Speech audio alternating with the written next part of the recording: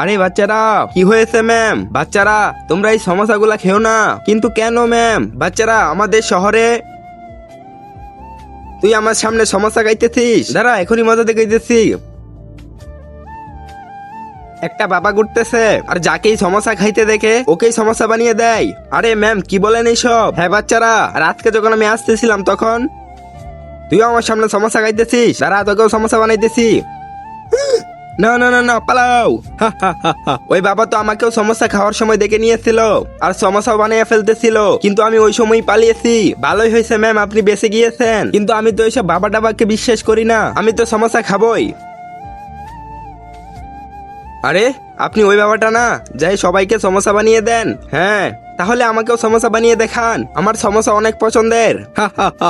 তোমার ইচ্ছাটা আমি এখনই পূরণ করতেছি। ছেলে হলে লাইক করো, মেয়ে হলে সাবস্ক্রাইব করো, তবে এটা হলে কিছু করতে হবে না।